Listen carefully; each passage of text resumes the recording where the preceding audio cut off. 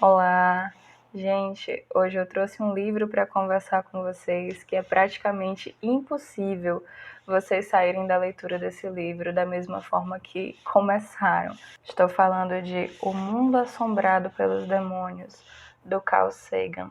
Então, assim, pensa num livro incrível que vai abrir a sua mente a ponto de deixar cair por terra os seus maiores medos, os seus maiores tabus, as suas maiores incógnitas da sua vida. Então, assim, se eu pudesse resumir essa resenha toda em uma única frase, esse livro quer dizer apenas: você só teme aquilo que você não entende.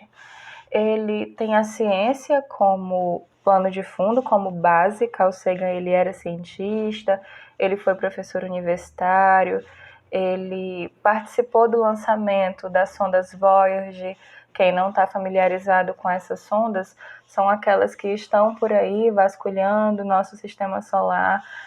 A essa altura do campeonato, a Voyager ela já saiu do nosso sistema solar. É aquela sonda que carrega um disco de ouro com instruções, caso alguma civilização a encontre. Vou deixar a foto dela aqui para vocês verem. Ele participou desses projetos e tudo que ele vai nos contar aqui, gente, de forma bem humilde, para alguém assim tão cheio de títulos como era Carl Sagan, ele não é em momento nenhum arrogante no que ele vai nos apresentar aqui.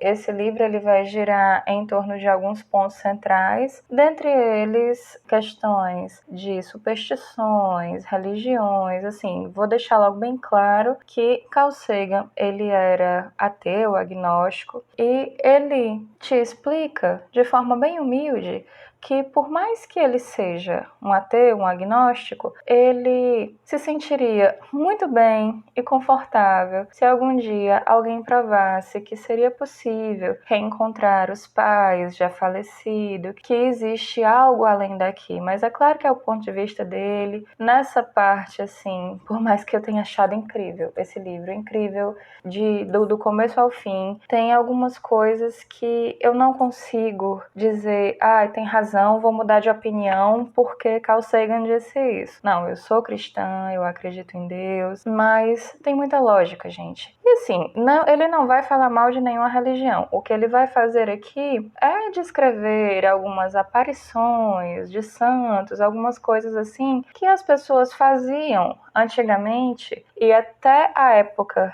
que ele escreveu esse livro. Ele é de 1996 e é o mesmo ano de morte de Carl Sagan. Então, de uma época de quase 30 anos atrás, que é dali para trás, as experiências dele. Então, é basicamente pessoas que regiam suas vidas de acordo com adivinhações, com signos. Ele vai falar da influência que planetas e estrelas realmente exercem sobre nós, mas essa influência é algo, sim, insignificante, que o médico que fez o seu parto tem muito mais influência gravitacional sobre você do que planetas e estrelas. E aí ele vai te explicar de forma bem didática esses pontos de vista. E também, gente, essas constelações, essas estrelas que nós vemos aqui da Terra, que formam desenhos. Eu mesmo amo olhar as estrelas, ver todas as constelações, mas ele explica também que vista de outros planetas que talvez não sejam nem muito longe, talvez no planeta Marte ainda não dê para mudar a configuração das estrelas, mas em outras partes do universo, se você olhar para o céu, essas estrelas vão ter configurações completamente diferentes. Então, é questão de ponto de vista. Existem vários exemplos.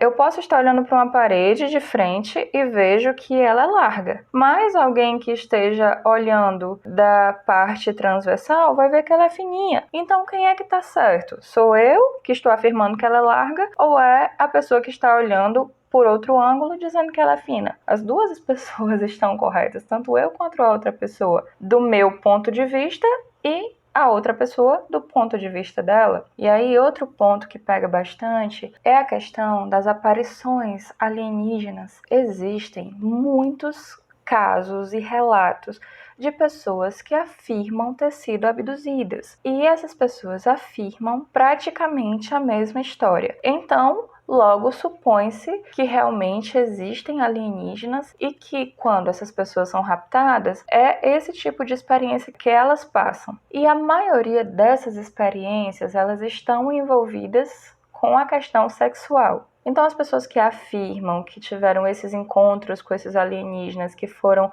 raptadas, abduzidas e sofreram esses abusos sexuais, que seriam experimentos desses alienígenas com a nossa espécie, quando ele faz um estudo mais a fundo, são pessoas que, na sua esmagadora maioria, tiveram histórias de abuso na infância, envolvendo parentes. A maioria dessas questões de abuso, uma grande parte, eu não sei o número específico, mas sempre envolve pessoas próximas. É muito difícil uma criança, um adolescente ser abusada por alguém que não seja ali do convívio. Então, a explicação que ele nos dá é muito mais confortável eu colocar na minha cabeça e eu afirmar que eu fui abduzida por um extraterrestre do que eu lembrar e eu dizer que foi uma pessoa da minha confiança, da minha própria família. E assim, tem muitos estudos, pontos de vista de psiquiatra. Então, assim, é bem completo, ele não deixa nada solto, ele não fala nada por falar, sem explicar. Tudo que ele vai lhe apresentando e falando, ele vai trazendo as explicações, e aí cabe a você se a versão dele é a mais lógica ou a das pessoas que afirmam que são raptadas por alienígenas. E assim, o mais sensacional dessa história dos alienígenas, porque eles vêm e deixam hieróglifos em plantações, isso aqui também vai ser explicado, gente, e pedem para pessoas aleatórias falarem as suas mensagens e tudo, e aí o Carl Sagan vai falar algo que, assim, para mim fechou e acabou. Como é que seres extremamente avançados, que têm inteligência para viajar anos-luz de distância em pouquíssimo tempo, não conseguem, por exemplo, entrar em rede nacional e falar logo para os líderes, tem que falar para outras pessoas, assim, bem mais baixas, que sabem que não vão ser ouvidas, que não vão ser levadas a sério. Então, assim, como é que seres tão inteligentes podem agir de forma tão burra? E assim, ao final de cada discussão dessas, ele é humilde o suficiente para te dizer: mas é claro que eu posso estar errado. E eu não tenho medo de estar errado. Se acontecer, se surgirem evidências que me provem o contrário, eu mudo de opinião. Eu mudo sem problema. O que eu não vou fazer é ficar com achismos para me confortar, porque ele nos diz aqui que o homem, no geral, ele é inclinado a acreditar naquilo que quer acreditar, naquilo que lhe deixa mais confortável, naquilo que lhe dê esperança, mesmo que internamente ele saiba que ela não exista. E aí vai entrar novamente no ponto da religião, que é um assunto que eu não quero entrar. Me dava medo quando eu via muitas vezes ele dizer de forma bem cética que não acredita em muitas coisas, que eu prefiro acreditar que existem, que aqui não é o fim, que existe uma continuidade depois daqui. Enfim, se eu estou sendo ingênua, se eu não estou usando a razão, eu não sei, mas eu prefiro acreditar e quero continuar acreditando, mesmo concordando e achando extremamente lógico todas as explicações que ele traz aqui para nós. E aí nós vamos para outro ponto-chave para mim desse livro, que é quando ele fala, gente, na escravidão. Ele vai nos contar a história de um negro que nasceu escravo, que passou por todos os dissabores de ter nascido escravo, que sofreu, que apanhou, que foi humilhado, até que ele foi comprado para trabalhar numa casa, e essa casa ela tinha uma biblioteca. E ele começou a observar, ele começou a prestar atenção no som das palavras, ele começou a tentar fazer associações entre os sons e as palavras, ele começou a se auto-ensinar, até que ele pediu ajuda para a esposa do dono da casa. E ela, não sei, talvez por desconhecer as proibições, ela aceitou ajudá-lo. E aí começaram as aulas, ela começou a ensiná-lo a ler, a escrever, até que o marido dela descobriu e acabou ali. Só que ele entregou o grande segredo para o menino, para o escravo. O nome dele, gente, era Frederick Bailey, e depois ele mudou o nome para Frederick Douglass. Então aqui eu vou ler para vocês um trechinho dessa proibição toda, quando o dono da casa ficou sabendo que ele estava aprendendo a ler e a escrever. Aqui, um preto deve saber apenas a obedecer o seu senhor, deve cumprir as ordens. O conhecimento estraga o melhor preto do mundo. Se você ensinar esse preto a ler, não podemos ficar com ele. Isso o inutilizaria para sempre, como um escravo. E aí,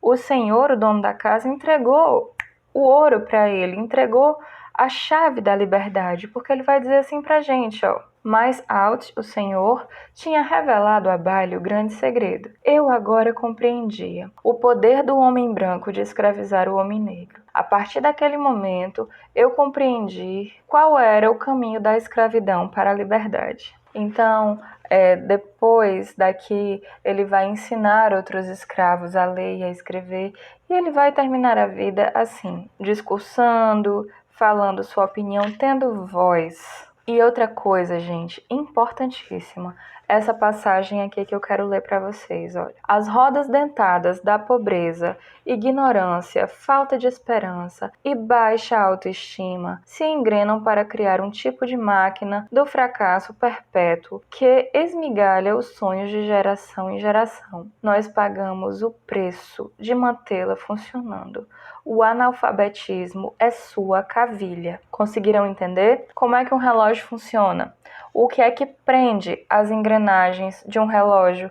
Um parafuso ali no meio delas. O que ele nos diz aqui que o analfabetismo é esse parafuso, essa cavilha que mantém essas engrenagens funcionando. As engrenagens da escravidão, da pobreza, da ignorância. E assim, também são questões políticas, não é meu papel falar sobre isso aqui. Então, o caminho para uma liberdade é justamente esse: a leitura, a alfabetização e principalmente com que você pense por si mesmo. É muito perigoso você acreditar em tudo que te dizem. É muito perigoso você não ter um filtro, você não ter uma autocrítica daquilo que estão lhe dizendo, você realmente parar e questionar. Isso faz sentido? Isso não é mais um aprisionamento? Isso não é alguém querendo me manipular? Muitos poderosos aí pelo mundo não têm interesse em ter uma população inteligente, pensante, alfabetizada. É mais fácil para eles que sejam ignorantes. Assim, eles acreditam facilmente nas mentiras que eles quiserem. Então, aqui, mais uma reflexão de peso. E mais um ponto que ele traz para discutir aqui com a gente é a questão da época da caça às bruxas. Quando eu digo a época da caça às bruxas, ela já acabou há muitos séculos, todo mundo sabe disso, mas as mesmas coisas que eram feitas naquele tempo para condenar as bruxas ainda são usadas hoje em dia de formas diferentes. Então, gente, ele vai nos falar de muitas torturas que essas mulheres sofriam quando eram acusadas de bruxaria. Se o céu ficava escuro quando alguma jovem aparecia, uma mulher aparecia, eles diziam que foi aquela bruxa. E se elas eram pegas, não existia força no céu ou na terra que as libertassem das acusações. Se elas confessassem, morriam. Se elas não confessassem, morriam, eram torturadas. Ele vai falar aqui vários jeitos de tortura que eu não gosto nem de lembrar. Quando eu estava lendo, foi algo que eu tive que, assim, se segura, porque eu sou muito sensível no tocante a sofrimento. E assim, quando você pensa que pessoas eram submetidas àquilo, mulheres eram submetidas àquilo, e depois, posteriormente, padres, quando defendiam que isso era errado, enfim, quem os juízes queriam que fosse condenado, eles dariam um jeito de condenar. Quando uma bruxa estava sendo torturada, se ela contorcesse o rosto de dor, eles diziam, por exemplo, que ela estava rindo, que aquilo era o demônio, ela pedindo ajuda a Satanás, essas coisas assim. Então, muita coisa aqui vai ser atribuída a Deus e ao diabo, sendo que nenhum dos dois tem culpa dos atos dos homens. Conseguem entender, gente? Eu faço uma coisa me protegendo dizendo que é a vontade de Deus. Ou faço alguma coisa tenebrosa dizendo que eu estava possuída por demônios. Então, o que é isso? Afinal de contas, são formas de me safar de uma culpa, são formas de me safar da minha responsabilidade. Eu tirar a responsabilidade de cima de mim e colocar em algo. No caso, algo sobrenatural. Ou foi Deus ou foi o demônio. Então, esse livro não é só isso, gente. Aqui também tem várias outras histórias. Ele vai citar gênios que fizeram descobertas importantes para a humanidade. Maxwell, por exemplo. E o mais interessante na história de Maxwell é que ele também era um aluno desprezado. Ele era tido como alguém indesejável, como estranho, como nerd, como alguém que as pessoas não queriam por perto. E as descobertas de Maxwell foram a base para muitos outros que vieram depois dele. Então, gente, é um livro inteligente, é um livro que ele não lhe traz nada inútil. Se você mergulhar profundamente, manter a cabeça aberta, você tira muito proveito de tudo que está aqui. Você aprende da forma mais humilde possível que um gênio como Carl Sagan tem a nos ensinar. Eu fico imaginando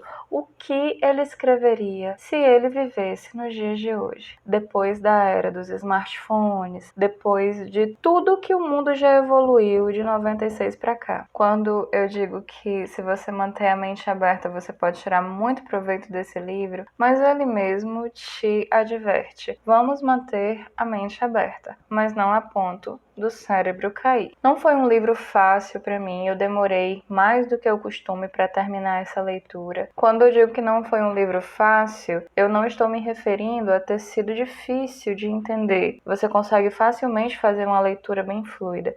É porque é um livro denso. Tinha partes que eu tinha que parar um pouquinho, respirar, pensar, porque, assim, a verdade nua e crua de muitas coisas que nós, por questão de conforto pessoal, nós insistimos em ignorar. Eu acredito e a partir de agora defendo que todo mundo deveria ler esse livro. Pessoas que tenham religião, que não tenham religião, não importa. Em momento nenhum ele vai denegrir você de alguma forma por alguma posição que você ocupe. É diferente, assim, desculpa falar isso, mas se numa rua tiver 50 igrejas, por exemplo, na porta de cada uma delas, ali os seus líderes vão dizer: venha para cá que a verdade está aqui. Não vá para a igreja do outro porque a verdade não está lá, e vice-versa, e o outro vai dizer a mesma coisa. Então, gente, está todo mundo falando a mesma coisa em linguagens diferentes ou na mesma linguagem e ninguém se entende. Então, assim, se você tem medos por questões sobrenaturais, alguma coisa que você não saiba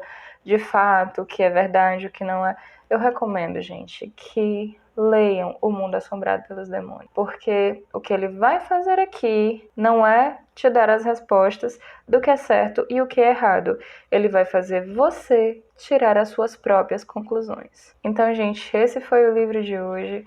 Acredito, assim, que tenha sido uma das mais válidas que eu fiz até agora, desde o dia que eu tomei a decisão de colocar a leitura na minha vida e principalmente depois que eu tomei a decisão de fazer dos livros a minha profissão. Mais uma confirmação aqui, eu já estou usando superstições, mas aqui mais um indicativo de que sim, esse é o caminho. Procure construir os caminhos da inteligência, do seu pensamento, da sua opinião. Não tenha medo de pensar, não tenha medo de quando alguém chega para você querendo lhe impor alguma coisa. Na minha vida, chegaram pessoas em mim de maneira sensacionalista, passional, gritando, impondo, dizendo coisas que aquilo me assustava, principalmente quando eu era mais nova. E eu dizia: se eu não seguir isso, eu vou ter uma condenação, eu vou... Então, gente, é um livro necessário a todos.